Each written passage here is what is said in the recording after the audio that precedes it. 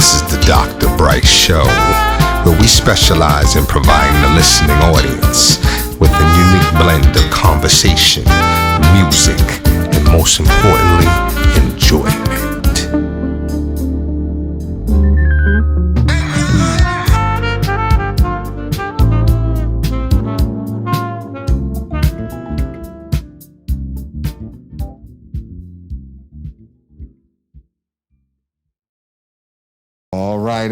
All right. Welcome to the Dr. Brice Show. I have the pleasure to be in studio with Mr. Ervin Mears and Mr. Christopher Rains. How you guys doing? Doing great. All right, it's glad to hear. How you doing, Mr. Rains? Everything good with you too? I'm doing very well, thank you. Glad to be here. All right. So listen, how you guys, it's good to, finally be in studio. I know we still got to be socially distanced, so we all got our mask on. We doing what we got to do to practice and do our part. The world's it's a lot different than it was back in March, right? Like the new normal. You had coronavirus for a long period of time, and then we, now we're dealing with, some influx in the world with the police, abusing our, black and brown people, our, Black Lives Matter movement. How you guys just been, just real quick, how you guys been kind of maintaining, what are some of your thoughts? Let's start with Mr. Mears. What are some of your thoughts about everything, real quick? As far as the Black Matter movement? Yes, sir. Well, I've been telling my son ever since he's been about 11 or 12, he goes out the door to be safe. Sure. And I don't feel as though that I should have to tell my son every time you go out in the street, be safe. If you stop by the police officer, be very respectful, call him yes, sir, no, sir. I don't think that any black father should have to worry about his son every time he goes out the door. Absolutely. Hoping that he'll come back again safe. Absolutely. How about you, Mr. Rains? Yeah, I've just been dealing with it every day. I'm not as old as my partner here, but I do have some years on me now, and it just strikes me that how over the years so much has changed around us, but then there are things that just haven't changed at all. Right. But I do thank God, and I feel as though we are very blessed to live in the borough of Lawnside, because it's one thing that we don't have to worry about is the police harassing and causing us harm. Right. They are truly there to protect us, and they do a very good job at it. Right. Absolutely. So, all right, well, I'm glad to, like I said, glad to see you guys, glad that, you guys are here on this. Actually, today's the first day of summer, too, you know what I'm saying? So, happy summer to you guys. And yesterday was Juneteenth? Juneteenth, that sure was, that's right. Yesterday was Juneteenth, so definitely, still in celebration mode, relaxing and just trying to be thankful for the things that we've gone through, but plenty work still to do to forge ahead. So, definitely, excited about that for myself. And then you guys, you got some work you guys about to do. You guys about to have an election. What is that, July 7th? Yes. Absolutely. All right. So now, are they voting? Are people able to go to the polls now? Or what's going on now with the voting process? Explain that to Mr. Rains. Okay. Voting is going to be different this year. Everyone should have received a mail-in ballot by now, and that mail-in ballot is the mechanism that you are supposed to use to vote. Oh, okay. It needs to be back in the mail and sent back, and there's an envelope inside and everything, but you're supposed to get it back in the mail by the 7th of July, postmarked by the 7th of July, and they're allowing for a day or two after that to make sure that they collect all of the ballots. There will be polls open on the day, on July 7th. Okay. But if you choose or try to go to the polls, right, and you have received a mail-in ballot, you will not be allowed to vote at the polls. Poll voting is strictly for those who have not received a ballot in the mail. Say you moved, or for some reason that you didn't get a ballot, you can fill out a provisional ballot there. And it's for people that are disabled. So they're trying to limit the number of people that are actually going to the polls. Yes. Yeah. Wow. Okay. So they'll be able to kind of just mail that in. There's no online voting as of yet. No. But they'll just be able to kind of get that ballot. And most, have they mailed those out already? Residents have already received those or no? Yes. Everyone should have received them. Mm-hmm. They were sent out, I think, last week. Oh, okay. About a week ago or so. Okay. And everyone should have received it and hopefully have already filled it out and sent it back with Mears and Reigns marked Absolutely, absolutely. And then, like I said, at the conclusion of our conversation, maybe just, for those, you get just a little bit of information just in case somebody hasn't received that ballot, like who should they contact or, maybe something you could do to help them through that process. But Sure. So, okay, so the elections, how you guys feeling about July 7th? How you feeling about your chances? Are you feeling positive, good about that? I know that's right. Positive. That's right. I don't have any other reservations of us being nothing but victorious. Absolutely. We have the better platform, we have the better candidates, and we have the better vision Sure. for Lawnside. Sure. Okay. And everybody's interested in a change. We're the change that you need. Right. I mean, you know what? I'm familiar with Lawnside. My son, he's played ball out there. I like the Snow Hill League. He's played, some ball out there and done some things and made some friends out there. So I'm very familiar. Me coming from New York and via Baltimore here, didn't really understand all the different towns. I just knew about Voorhees, so that's why I'm here. But definitely know a lot of different things about it. Got a lot of different friends and connections out there. And in fact, some of my connections tell me that there's some diciness going on out there. I don't know what's happening out there, but my connections tell me about some type of, I think it's like some type of report or something like that. Something. I've heard of it too. I've heard of it. Speculating some nepotism, some possible misappropriation of funds. I mean, what? Yeah, I mean, can you guys know anything about that? Can you guys speak to that? Anything?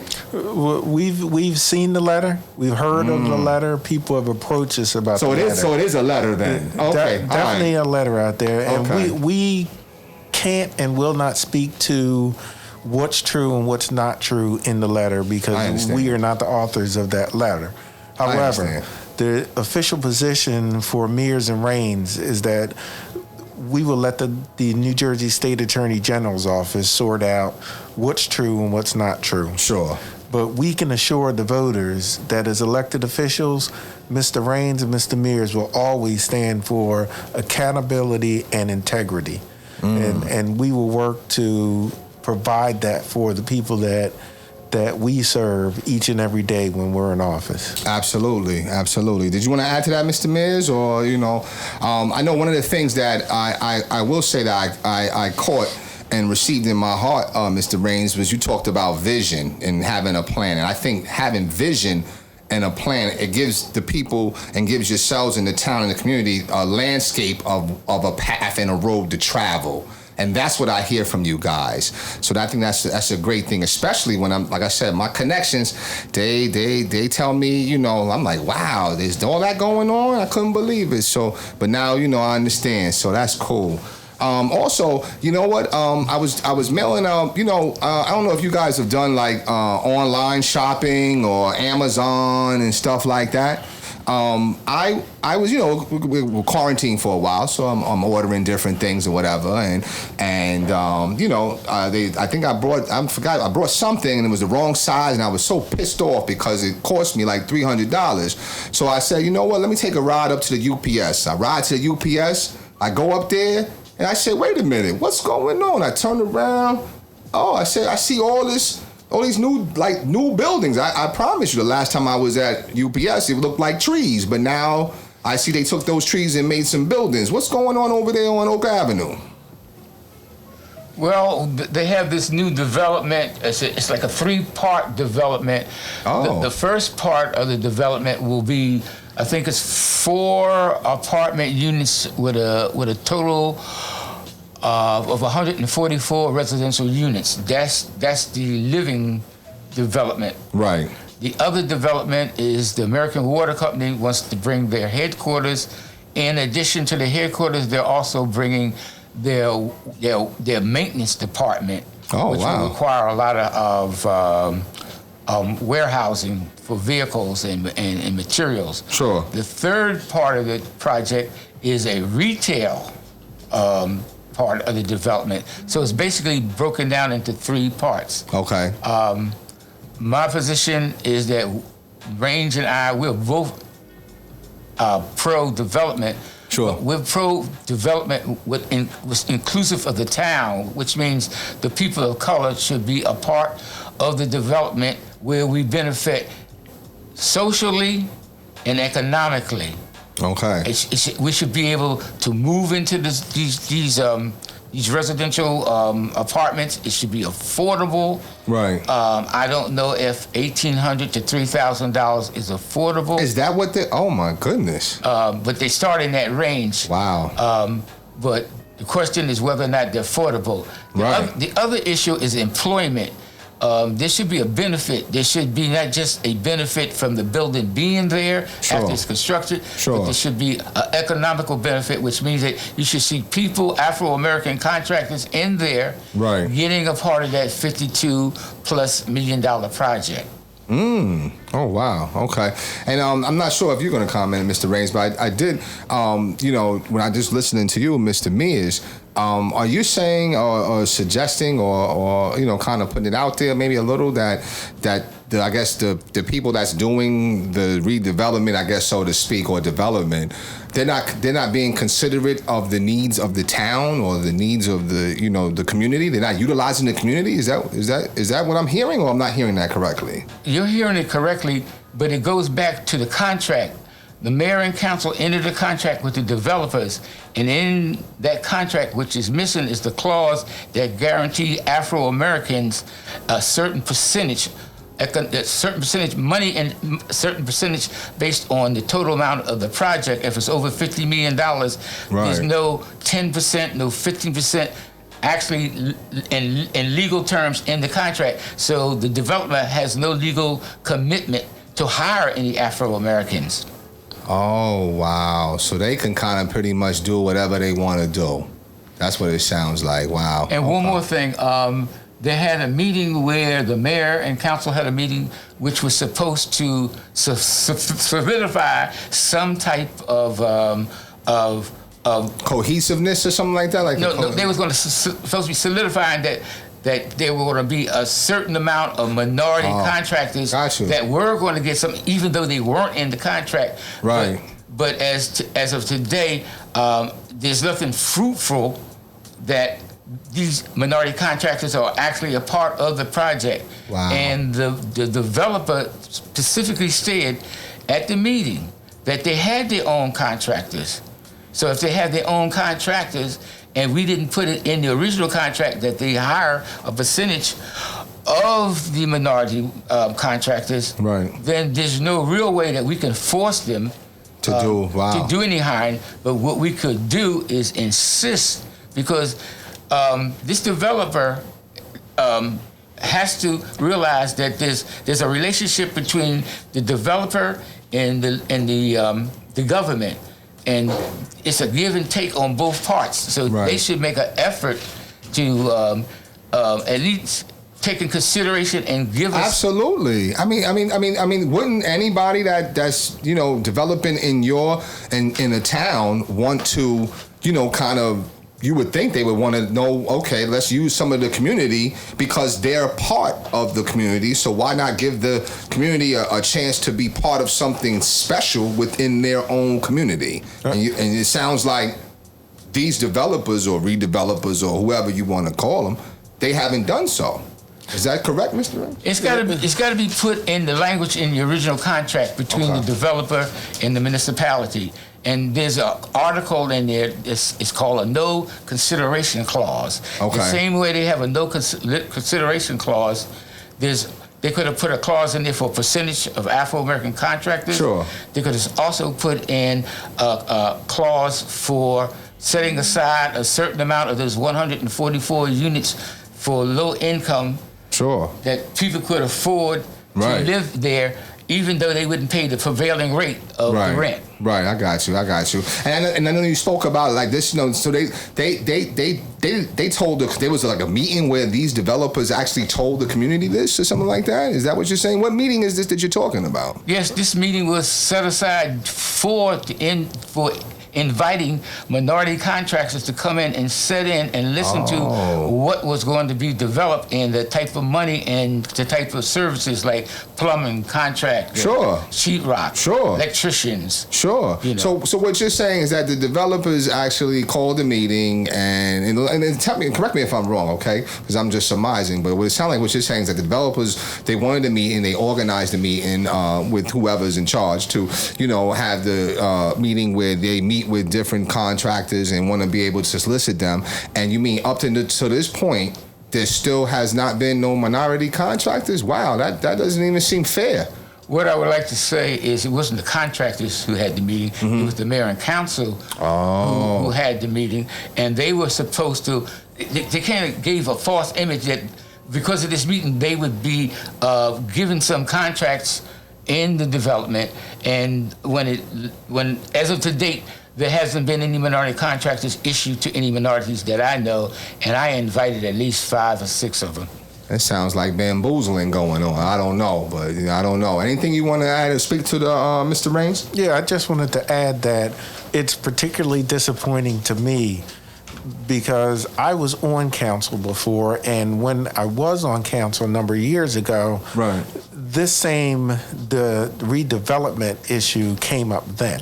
Wow. This is not nothing new then. This is not anything new. We've been trying for years to develop something on the land, and sometimes it's just been an economic issue where the economy wasn't good and it just didn't make sense to try to force something into there. So this development has been on the table for a very long time, and mayor and council have had more than enough time to put together a list of African-American contractors, either from this town or outside of the town. So not having any African-Americans as a contractor or working on the site for that matter is really just a travesty. Absolutely. Well, you know what? Hey, sometimes what they say after tragedy or travesty or after, loss or after different difficult things, there's always joy in the morning. So hopefully July 7th, the community of Lawnside and all the residents that are able to vote, they're out there, they go out there, they mail those ballots, and the Lawnside be able to experience some joy by electing you two as in office. We know that the voting is coming up on, July 7th. So you said that process, you just want to kind of go over that real quick, that process again, just to make sure that, because we want to make sure that we maximize this vote. Go over that process if you don't mind. Just how, what is it? Is it a mail-in vote? Just kind of speak to that a little bit, please. Sure.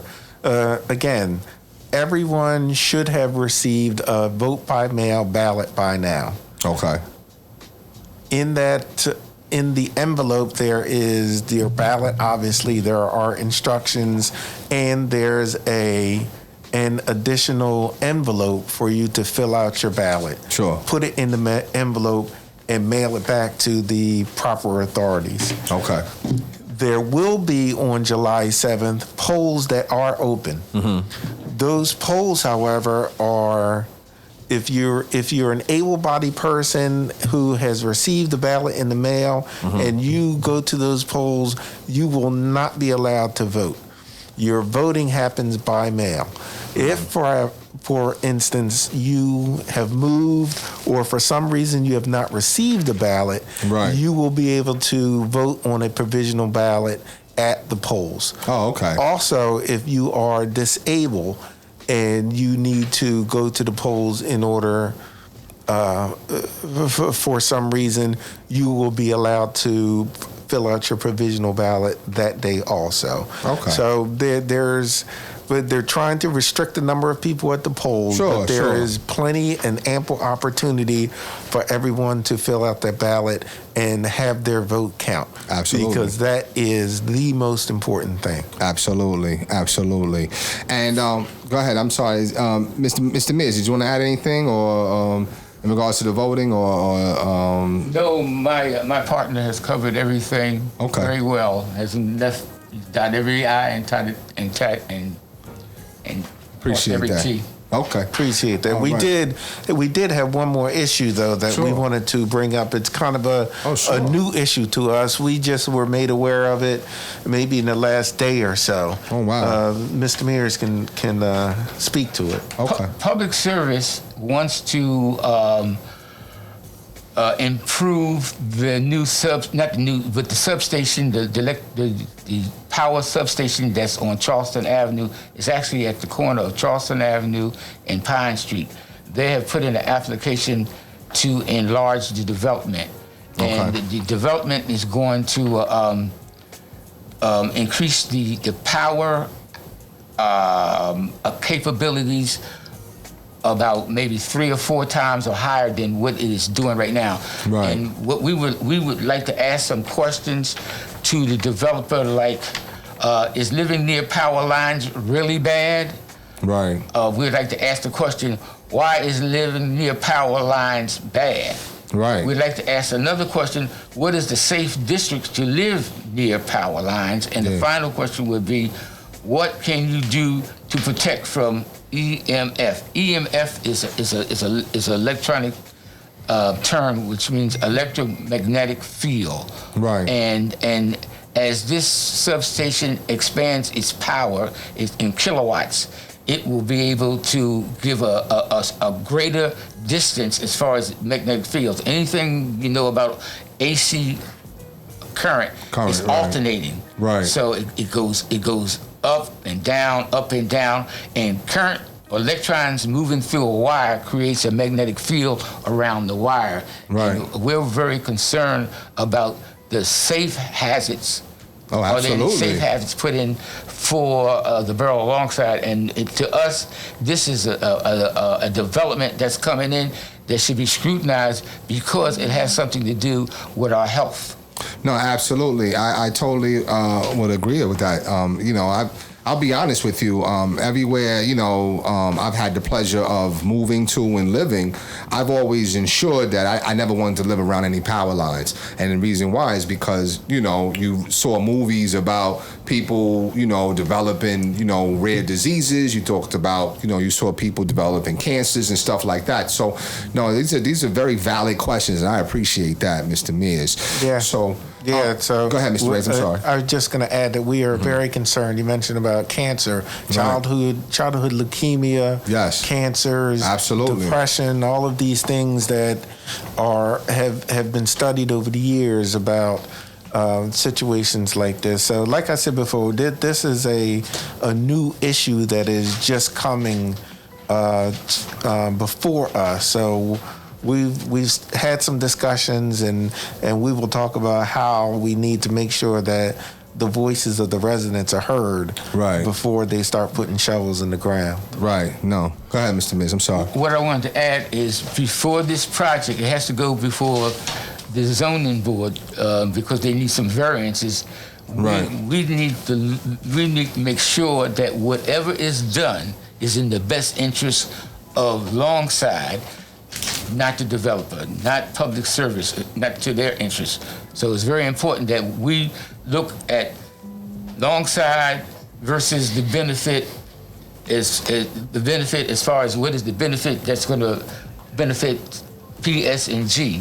So I'm hoping that the zoning board will scrutinize this development and look at it from the health point of view, that this development might not be in the best interest of the health of the people who live alongside, but it may be in the best interest for PSE&G's interest. No, I mean, yeah, PSE&G's interest. And I mean, does anybody else know it? Like, I mean, I know you guys mentioned, there's some elected officials already in office now. Do they know about these things? Or are they asking those questions? I mean, because, what needs to happen is you guys asking these questions, you guys coming up and you guys are scrutinizing and stuff like that. This is the type of leadership that Lawnside seems to need, okay?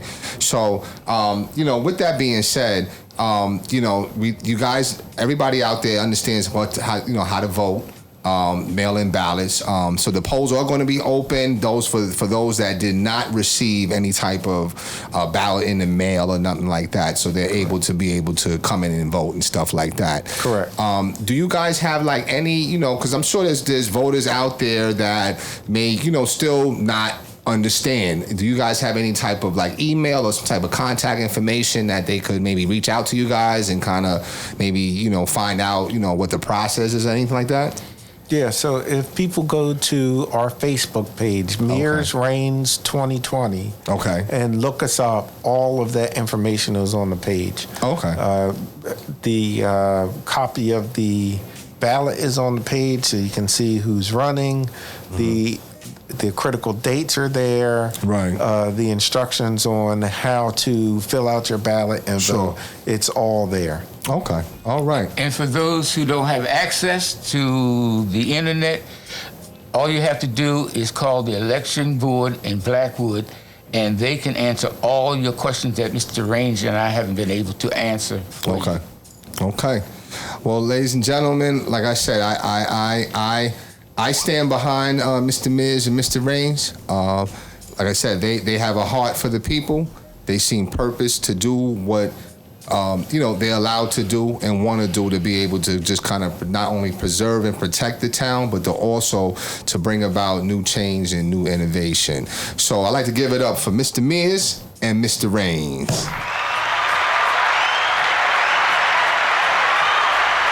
Thank you for having us. Thank you, gentlemen. It's been a pleasure.